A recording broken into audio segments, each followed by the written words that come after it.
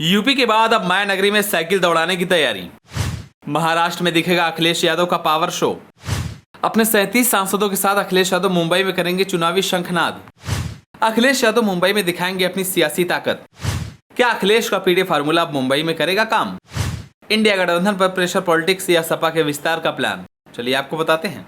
लोकसभा चुनाव में यूपी की 80 में से 37 सीटें जीतकर समाजवादी पार्टी ने राष्ट्रीय फलक पर अपनी पहचान बनाई है। समाजवादी पार्टी के गठन से लेकर अब तक का ये सबसे अच्छा प्रदर्शन है। लोकसभा के भीतर संख्या बल के हिसाब से देश की तीसरे नंबर की पार्टी बन गई सपा को अखिलेश यादव अब राष्ट्रीय पहचान यानी कि राष्ट्रीय पार्टी का दर्जा दिलाने की रणनीति पर काम कर रहे हैं। ऐसे में अखिलेश की नजर महाराष्ट्र में होने वाले विधानसभा चुनाव पर है, जिसके लिए 19 जुलाई को मुंबई में सपा के सांसदों का स्वागत समारोह रखा गया है। उत्तर प्रदेश में सपा के 37 सांसदों का पहला सार्वजनिक स्वागत समारोह मुंबई में होने जा रहा है।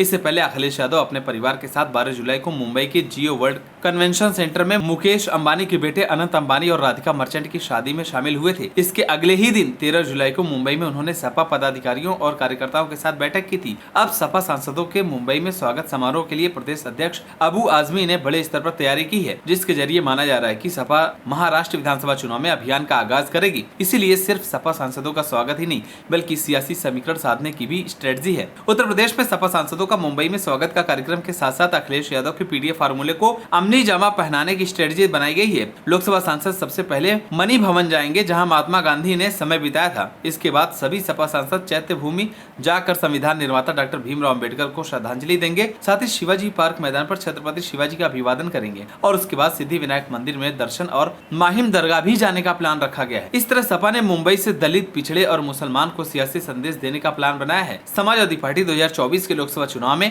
पीडीएफ फार्मूले से ही जीत दर्ज करने में सफल हुई है, जिससे महाराष्ट्र विधानसभा चुनाव में उतारने की स्ट्रेटजी बनाई गई है। लोकसभा चुनाव नतीजे आने के बाद से ही सपा ने महाराष्ट्र विधानसभा चुनाव में जुट गई है। अखिलेश ने सपा के राष्ट्रीय महासचिव इंद्रजीत सरोज को महाराष्ट्र चुनाव का प्रभारी नियुक्त किया था और प्रदेश अध्यक्ष की कमान विधायक अबू आसिम आजमी संभाल रहे हैं। इंद्रजीत सरोज दलित समाज से आते हैं और वो बसपा से सपा में आए हैं। इस तरह सपा की नजर महाराष्ट्र में मुस्लिम दलित समीकरण पर बनाने की है। सपा सांसदों का मुंबई में भ्रमण और स्वागत समारोह के बहाने अबू आजमी ने महाराष्ट्र विधानसभा चुनाव के लिए बड़ी सियासी दांव बना रहे हैं। उत्तर प्रदेश में सपा ने कांग्रेस के साथ मिलकर लोकसभा चुनाव लड़ा था, लेकिन महाराष्ट्र में इंडिया गठबंधन का वो हिस्सा नहीं है। सूबे में कांग्रेस उद्धव ठाकरे की शिवसेना और शरद पवार की एनसीपी इंडिया गठबंधन का हिस्सा है और तीनों ही मिलकर विधानसभा चुनाव लड़ने का प्लान बनाया है। समाजवादी पार्टी को महाराष्ट्र में इंडिया गठबंधन में जगह मिलेगी या नहीं, यह तस्वीर साफ नहीं है। समाजवादी पार्टी के महाराष्ट्र अध्यक्ष अबू आसिम आजमी लोकसभा चुनाव के दौरान भी एक सीट मांग रहे थे, लेकिन नहीं मिली। ऐसे में विधानसभा चुनाव से पहले सपा ने मुंबई में अपनी सियासी ताकत दिखाकर इंडिया गठबंधन पर दबाव बनाने का प्लान बनाया है।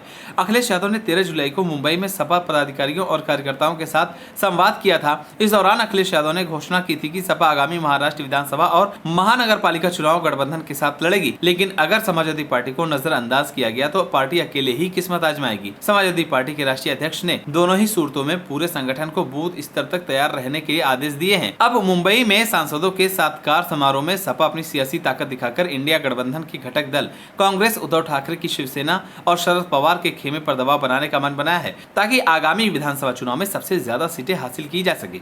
महाराष्ट्र में सपा लंबे समय से चुनावी मैदान में किस्मत आजमाती रही है। आपको बता दें कि 2009 में सपा यहां 4 सीटों पर जीती थी, लेकिन 2014 में संख्या घटकर महज 1 रह गई। 2019 में पार्टी के 2 विधायक बने और वोट से भी मामूली बढ़ोतरी हुई।